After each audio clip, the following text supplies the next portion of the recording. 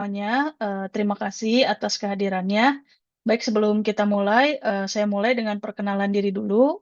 Perkenalkan, nama saya Karina Aprilia Sujatmiko. Kali ini saya akan menjelaskan mengenai mata kuliah mitigasi bencana laut. Um, Kita akan mulai dengan beberapa topik. Jadi di pertemuan awal ini saya akan membahas mengenai silabus atau apa saja begitu ya yang akan kita pelajari di sini. Kemudian capaian apa saja yang ingin kita dapatkan dalam kuliah ini. Baik, untuk itu saya akan mulai men-share slide-nya. Baik, sudah bisa terlihat semua ya di sini ya. Ya, jadi Jadi mungkin di sini rekan-rekan semua saya akan membahas seperti tadi ya di OS 2106 mengenai mitigasi dan bencana laut. Jadi untuk silabus dari mata kuliah ini adalah kita akan ada 16 pertemuan.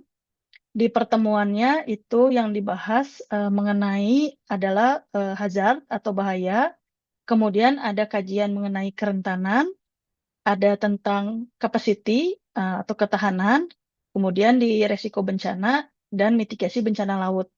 Kurang lebih seperti itu.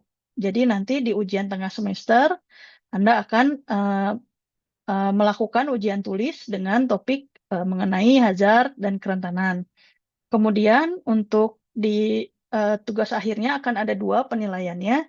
Jadi baik kajian studi bencana laut dan ujian akhir semester yang berupa proyek. Jadi di ujian akhir semester itu akan ada proyek, Anda akan mengerjakan tentang satu metode yang dinamakan CVI atau Coastal Vulnerability Index.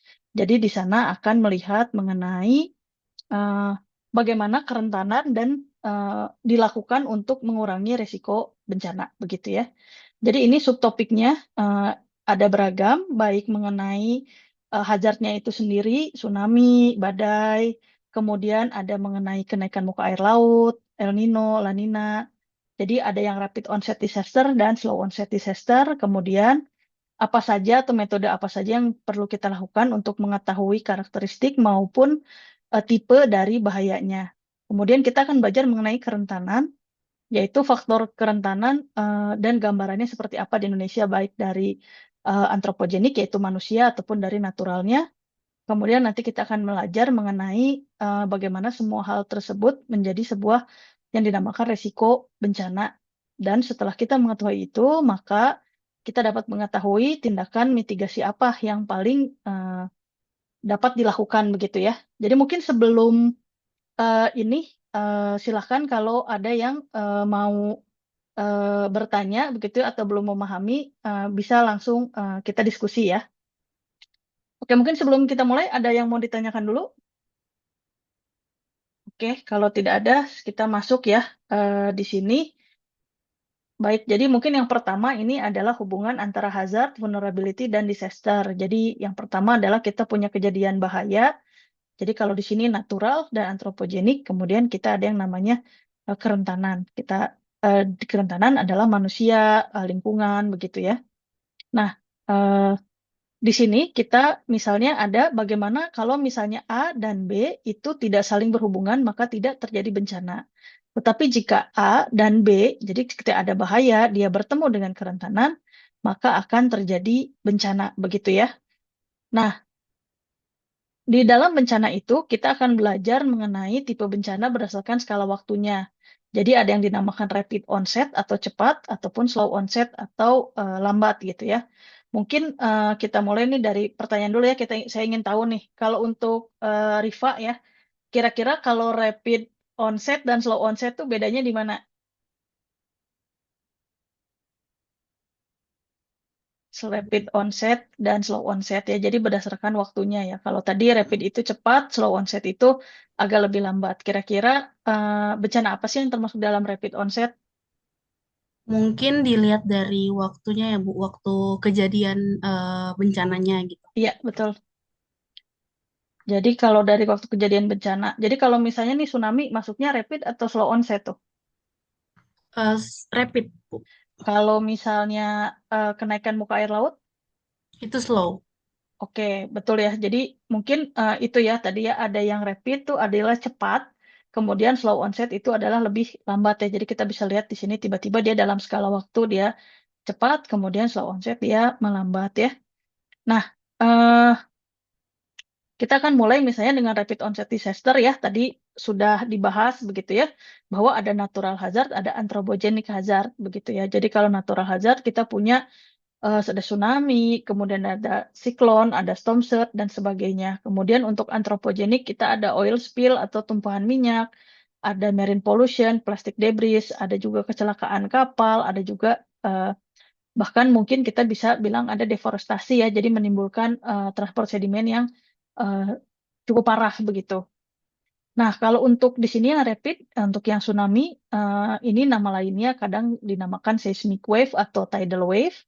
Kemudian untuk nama Indonesianya itu ada beragam ya, seperti Bomba Talu di Sulawesi ataupun air turun naik gitu ya di Ambon. Nah, ini untuk membuktikan bahwa sebetulnya eh, ada eh, ini ya, ada kalau kita bilang ada kearifan lokal gitu ya. Jadi tsunami itu sebenarnya sudah diketahui gitu dari zaman dulu gitu ya. Jadi bukan sesuatu hal yang baru, bukan saja baru terjadi di tahun 2024. Nah, kemudian ini adalah eh, apa sih yang bisa kita pelajari dari eh, tsunami di 2024 begitu ya. Jadi ini ada sedikit video di sini begitu ya. Jadi kita bisa melihat eh, di sini adalah pusat tsunami-nya. Nah, kemudian dari tsunami ini terus begitu ya terjadi subduksi lalu nah kita bisa lihat bahwa itu tidak hanya di Indonesia ya, tapi ke seluruh.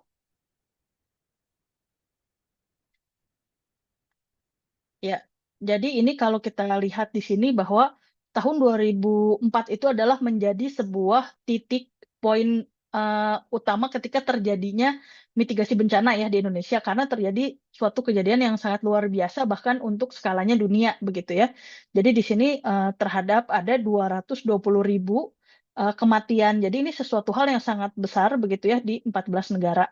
Tentu saja yang paling besar kalau kita lihat ada di Indonesia ya 167.000 ya. Jadi mungkin dari sini uh, bisa kita lihat bahwa memang yang paling besar di Indonesia waktunya memang sangat singkat dan juga ternyata pada saat itu kita tahu bahwa belum ada sama sekali uh, ini ya seperti early warning system belum ada, kemudian juga kita belum punya yang namanya BNPB, jadi memang belum ada kesiapsiagaan begitu ya di sana. Kemudian kita lihat bahwa hal lain begitu ya yang cukup menyedihkan bahwa kalau kita lihat di sini tsunami itu dia ini sudah bergerak nih ya kalau tadi kita mundur gitu ya ke belakang bahwa ketika terjadi di Indonesia, terjadi di Thailand, terjadi di Sri Lanka itu ada waktu lebih lama kan ya dia sampainya gitu kan. Bisa jam gitu kan. Ke Aceh sekitar 30 menit baru sampai, ke Thailand 1 jam, ke Sri Lanka bisa 3 jam. Tapi masih banyak di sini nih. Thailand 8.000, Sri Lanka 35.000. Artinya apa? Bahkan hingga ke Somalia bisa sampai 289 yang itu di mana sudah melewati setengah bumi ya, seperempat mungkin ya. Jadi kan cukup jauh gitu ya perjalanannya gitu ya. Jadi itu sudah sampai melewati 12 jam atau kita lihat di sini ya, dia baru sampai nih ya di sini adalah di 11 jam 52 menit. Artinya ada waktu 12 jam di mana orang-orang tidak tidak tahu gitu ya bahwa mungkin terjadi bencana di Aceh atau kalaupun tahu mereka tidak tahu apa yang harus dilakukan. Nah, jadi disinilah pentingnya kita mengetahui gitu ya, belajar setelah mengetahui bahayanya, kita bisa menyampaikan gimana nih mitigasinya. Nah, mungkin kalau kita melihat ya dari sini berarti apa sih yang bisa dilakukan mungkin dari Ardika gitu ya. Ardika, apa sih yang perlu menurut kamu ide gitu ya, menurut Anda ide apa sih yang bisa tadi kalau terjadi bencana misalnya di Indonesia supaya yang di Sri Lanka dapat informasi, Somalia bisa dapat informasi itu caranya gimana? Kalau menurut saya bisa dibuat ini sih Bu kayak sistem early warning system gitu yang terhubung di antar negara. Oke, Jadi kalau betul ya. misal ada bencana, ya, Ya, kalau jadi ada kalau bencana misalnya di, bencana bisa langsung di ini ya disebarkan begitu ya. Jadi iya Bu. ada satu sistem begitu ya. Oke. Nah, jadi betul ya. Cuman kalau kita melihat dari apa yang terjadi ini, kita lihat bahwa 2004 gitu ya terjadi. Nah, kita lihat apa yang terjadi di tahun 2018. Nah, di 2018 mungkin siapa ada yang tahu terjadi apa? Tsunami apa? Palu, Ibu. Betul ya, tsunami Palu ya. Oke, di sini ya terjadi tsunami Palu. Jadi di tsunami Palu, nah harapan kita tuh sebenarnya apa sih kalau terjadi tsunami Palu kan kemarin ada beda waktu 14 tahun ya di sini ya. Jadi apa nih yang diharapkan? Bahwa mungkin akan lebih sedikit ya korban gitu ya, atau kita punya early warning yang lebih baik gitu ya. Nah, jadi good news-nya adalah kita sudah punya nih sistem peringatan dini ya. Jadi di sini sudah ada diketahui berapa besarannya, lalu dia juga ada informasi berpotensi tsunami atau tidak gitu. Namun kalau kita lihat dari hasilnya atau diseminasi, jadi secara sistem mungkin sudah ada ya, tetapi secara dari produk gitu ya, secara diseminasinya itu ternyata belum baik gitu ya. Kenapa? Ini salah satunya dari survei itu bahwa yang menerima message gitu ya dari authorities atau seperti alarm dan sebagainya itu kan kita lihat bahwa dia sangat kecil gitu ya nilainya ya. Jadi artinya hampir tidak ada gitu ya yang mendapatkan warning tersebut. Ternyata kenapa? Ternyata salah satunya karena mati lampu dan yang lain-lain ya. Kemudian juga blackout ya dalam arti ini ya. Terus kemudian juga mungkin sinyal juga tidak baik ya ketika terjadi bencana. Nah, jadi ternyata di sini tsunami early warning-nya ini ada electricity shutdown. Kemudian tsunami early warning itu terjadi atau disampaikan lebih lambat daripada kejadian yang sebenarnya. Kenapa? Karena ini adalah suatu tsunami yang di-trigger oleh gempa, tapi ada juga longsoran, maka dia terjadinya sangat cepat begitu ya. Nah, kalau tadi kita sudah membahas sedikit mengenai rapid onset, nanti kita akan bahas lagi ya lebih jauh. Nah, kita akan membahas tentang slow onset disaster ya. Jadi kalau tadi adalah sesuatu yang dalam waktu lebih lama gitu ya. Jadi kalau kita lihat kenaikan muka air laut, erosi, eh, banjir gitu ya, itu artinya masih ada jeda ya, masih ada waktu sampai dia menjadi bencananya ya, sampai ke tempatnya gitu. Nah, di sini ada beberapa mengenai sumber pemicu dari bencana laut ya. Kalau kita lihat bahwa ada penyebabnya di sini. Nah, ada yang bernama earthquake, ada perubahan apa namanya muka air laut, ada pasut, ada angin, ada tekanan, ada rainfall, ada runoff. Nah, yang kita bilang dari slow onset disaster itu biasanya dia dari tiga hal ini ya, sea level, storm yang disebabkan oleh wind and pressure, dan juga storm yang disebabkan rainfall dan runoff. Nah, itu tiga hal ini itu yang semakin diperparah dengan adanya climate change. Mungkin kalau sekarang ya harus waspada juga gitu ya, karena katanya kan salah satu El Nino yang paling parah begitu ya. Jadi ini kalau kita lihat bahwa ternyata dengan adanya climate change, maka akan memperparah begitu ya, memperparah kejadiannya. Jadi untuk di sini misalnya angin ataupun tekanan ataupun hujannya dia akan semakin deras, akan semakin parah. Jadi kalau kita tahu dari El Nino sekarang, El Nino salah satu yang mungkin terparah dalam 100 tahun terakhir, sudah mulai banyak ya terjadi, sudah mulai terjadi banyak siklon gitu ya, atau badai, kemudian juga beberapa hujan ekstrim terjadi, atau yang terakhir yang kita tahu bahwa sudah terjadi heat wave ya.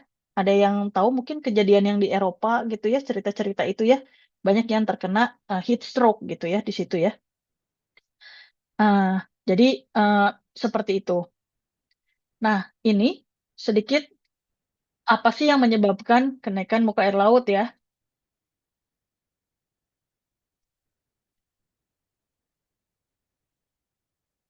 Ini,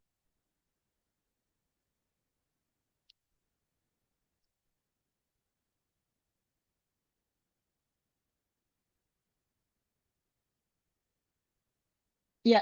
Jadi ini kenapa kita bisa tahu ya, karena memang selalu diukur ya seperti ini gitu ya. Jadi kita akan tahu nih hariannya perbedaannya seperti apa begitu ya.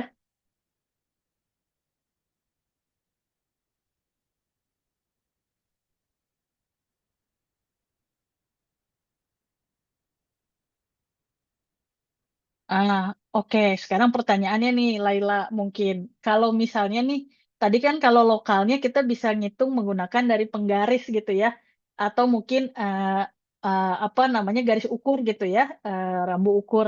Oke, segitu. Tapi kalau untuk satu bumi gitu kan susah ya.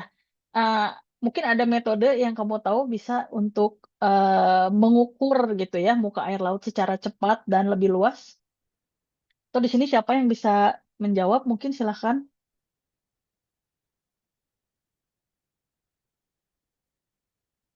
Ya, Timothy mungkin tahu Timothy harus diukur Mungkin, pakai apa? mungkin kalau dari gambar yang Anda kelihatan dari satelit mungkin Bu. Oke, dari satelit. Satelit itu kelebihannya apa sih dibandingkan dengan mengukur langsung? Kelebihannya dia mungkin jangkauannya bisa besar terus dalam satu waktu dapat datanya banyak gitu. Oke, jadi betul ya satelit ya. Jadi kalau tadi kita titik ukur cuman bisa satu-satu ya. Kalau dengan satelit jadi lebih luas gitu ya, jadi lebih banyak dan juga lebih murah dan pasti lebih cepat begitu ya. Jadi nah gini tuh global sea level.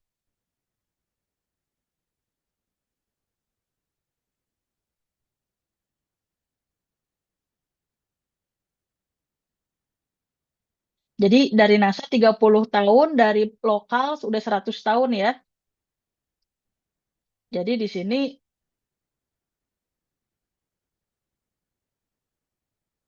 jadi memang dari sini kita udah tahu ya, karena semakin panas maka ini esnya melted ya,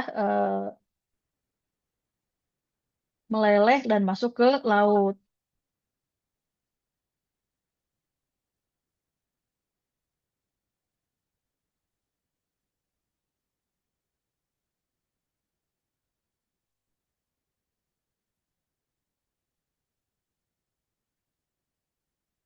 Ya.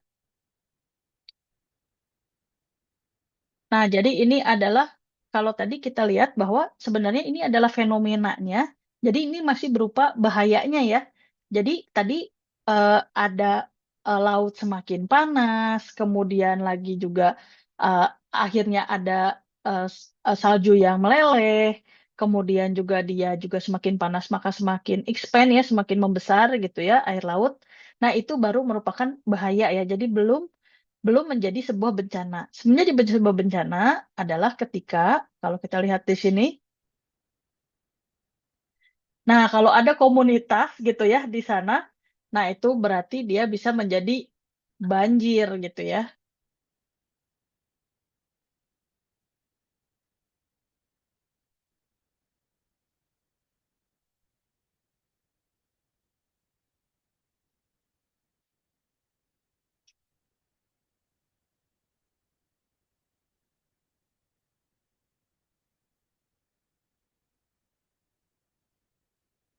Oke ya, jadi mungkin tadi eh, kita jadi tahu bahwa kalau kita lihat gitu ya, itu tadi penjelasan secara sederhananya, tetapi kalau kita lihat dari observasi di sini, nah jadi kita melakukan observasi di sini datanya dari tahun 92 sampai 2009, maka ada daerah-daerah yang memang semakin tinggi gitu ya, semakin naik muka air lautnya. Kalau kita lihat bahwa di Indonesia pun dia semakin tinggi ya di daerah seperti ini. Nah, apakah ada hubungannya tadi ya si level rise dengan kenaikan suhu? Jadi eh, daerah-daerah yang suhunya gitu ya lebih tinggi, maka dia juga eh, kenaikan air muka lautnya juga semakin besar. Dan kalau kita lihat maka sangat mempengaruhi populasi di sini ya. Jadi kalau tadi bahayanya sudah ada, kemudian di pinggir-pinggir pantai ternyata banyak sekali masyarakat yang hidup di sana gitu ya. Jadi dengan seperti itu ini sudah jadi sebuah resep gitu ya untuk bencana. Nah, mungkin sebelum saya berlanjut, silakan kalau ada yang mau ditanyakan dulu. Baik, kalau tidak, ya silakan Rifa. Cukup, Bu. Oke, baik. Ya, mungkin demikian gitu ya untuk yang pembahasan yang pertama. Jadi tadi kita sudah belajar gitu ya mengenai sedikit apa itu bahaya, apa itu bencana, kemudian apa itu kerentanan ya. Jadi dari bahaya dan kerentanan itu nanti akan menjadi sebuah bencana. Jadi nanti kita akan dari pertemuan ini ke pertemuan awal ini nanti kita akan lanjutkan, kita akan membahas mengenai lebih dalam lagi gitu ya topik tentang bahayanya, bagaimana metode kita mengukurnya, lalu apa itu kerentanan, kerentanan itu dapat diukur seperti apa. Kemudian kita juga nanti akan mengetahui apakah bisa kita mengurangi dampak dari bencana tersebut. Ya, mungkin begitu kuliah kita hari ini. Terima kasih banyak. Saya akan tutup. Assalamualaikum warahmatullahi wabarakatuh. Baik semuanya, terima kasih. Makasih, Bu.